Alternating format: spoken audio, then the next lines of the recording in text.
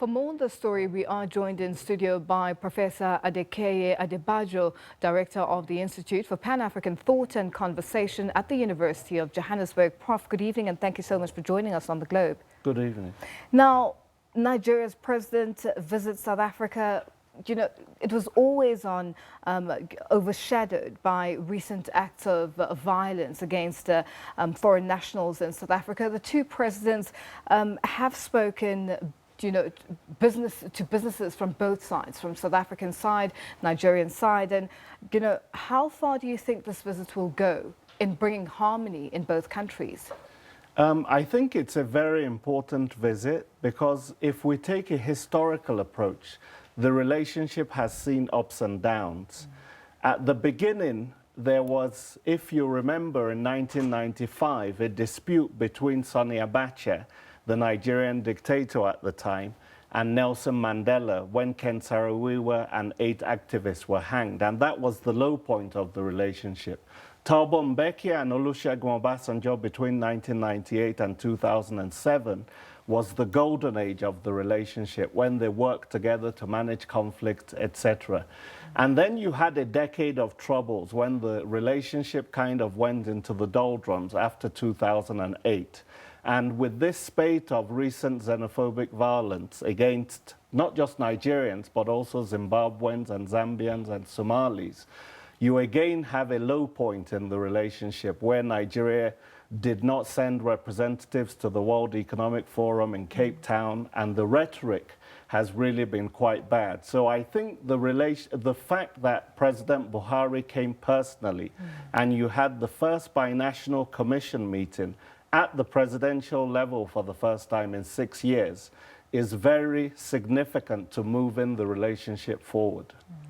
Now, looking at, promises made by the two presidents, to one another regarding making sure that their citizens behave accordingly, as we saw President Buhari stating that when in Rome, behave as the Romans do. And this is very critical, where, all parties have come out and stated that this has not been any xenophobic attacks, but rather criminality on the side of the attacks that took place a few weeks ago. How does the South African government ensure that more attacks don't happen and, the promises made by both presidents on the retaliatory side from Nigeria's President Buhari?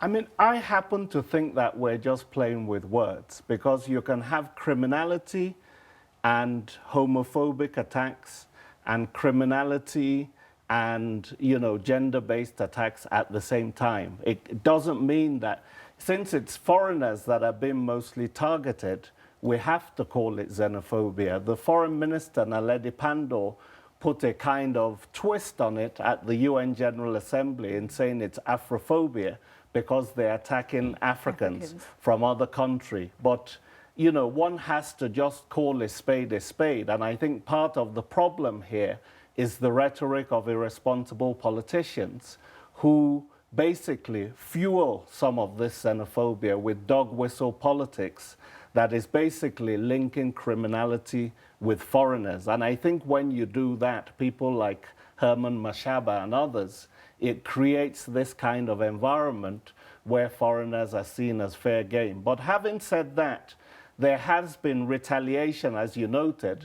While South Africans have tended to target Nigerian citizens, Nigerians have tended to target South African companies in Nigeria. So your ShopRite, your MTN, your Pep stores was what was attacked by Nigerian mobs as well. And that also needs to be condemned. But I think this idea that it's not xenophobia but criminality needs to be dispelled. It is foreigners that are being attacked, and we know that, for example, between 2008 and 2015, 350 foreigners were killed in these attacks, and most of them were from Somalia, Ethiopia, Zimbabwe, Zambia, Nigeria, etc. Now, looking at, the heart of the problems between the countries, the biggest issue is the issue of migration.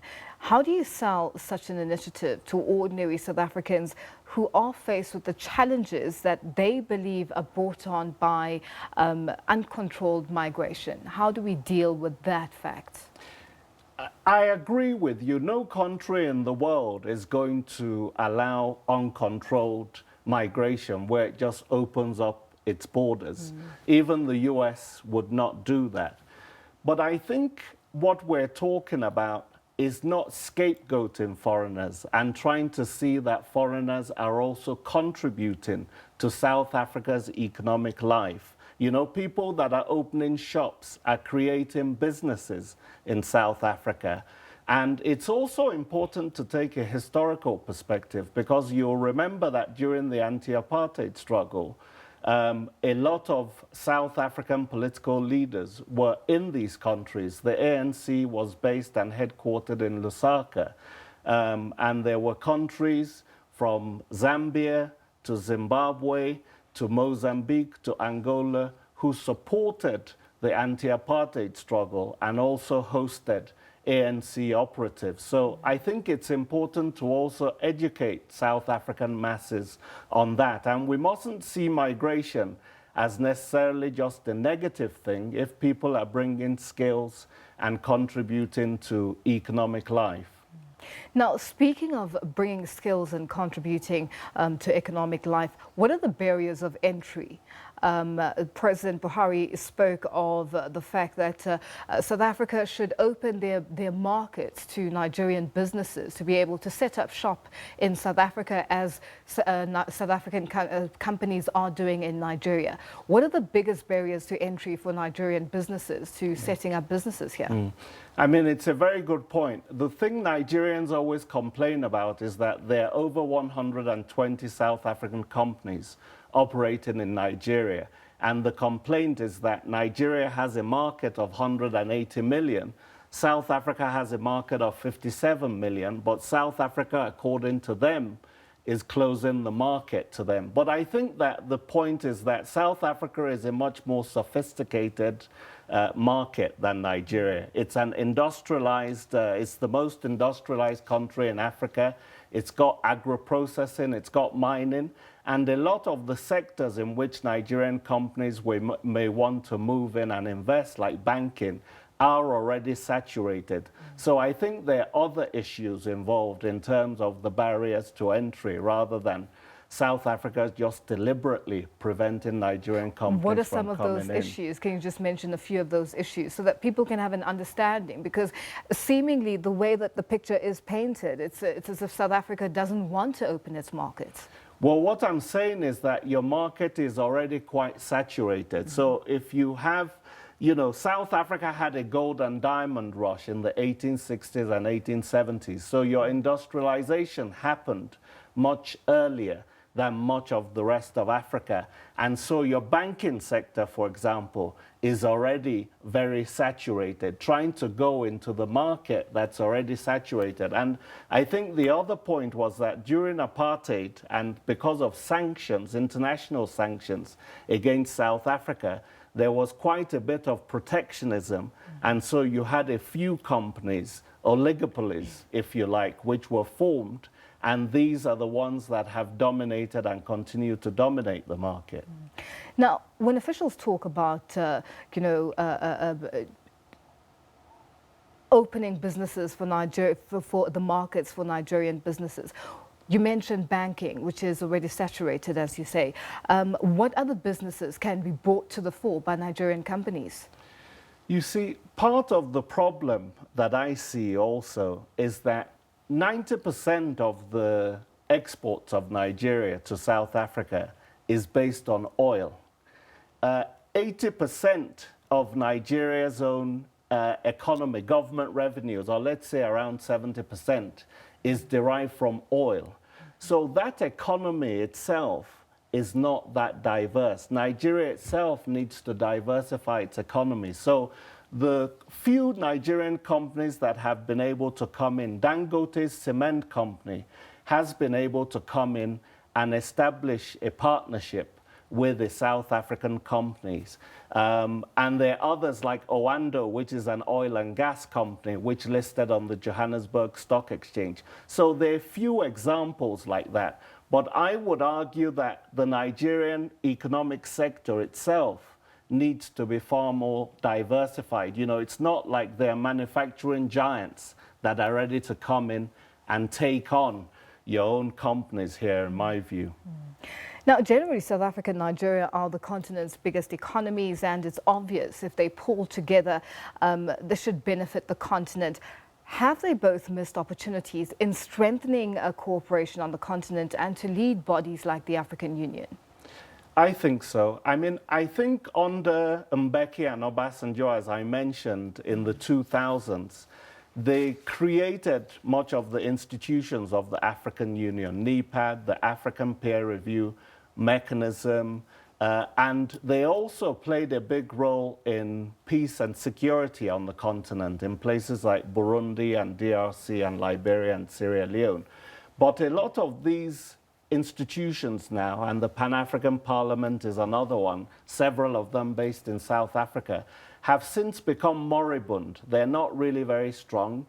A lot of them are donor dependent. Even the security funding within the AU, 80 to 90% of it is from abroad, from the European Union, from the US, from others. And I think that definitely South Africa and Nigeria have missed a big opportunity because Nigeria accounts for around 68% of West Africa's economy. South Africa accounts for around 60% of Southern Africa's economy. So if SADC and ECOWAS are going to be strong pillars for an African continental free trade area, then both countries need to have a vision of how regional integration is going to work and how they can act as engines of growth and development for those sub-regions with many mini-states. And so I think to a large extent, they haven't really taken advantage of opportunities. Implementation seems to be a very big problem over the years. How do you think that these promises and agreements signed are going to take place? I'm not sure, because based on past experiences, we've made decisions on visas. For example, already by 2012, there was a decision made by the Binational Commission of both countries to facilitate the granting of visas to business people, especially, and to make the whole visa regime easier. A decision has now been taken today that there's going to be a consular committee that is going to be revived, and they're going to meet twice a year. But I'm not convinced, based on past experience, that that implementation is going to work.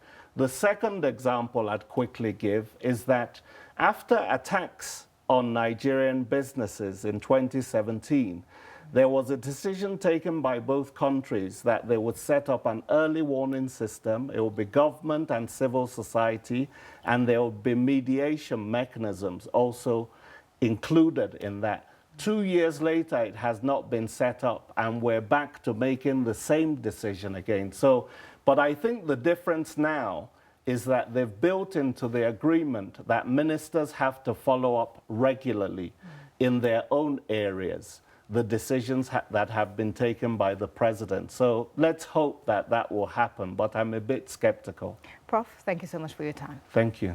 That was Professor Adekeye Adebajo, Director of the Institute for Pan-African Thought and Conversation at the University of Johannesburg, joining us live in studio. Time now for a quick break. More news when we return.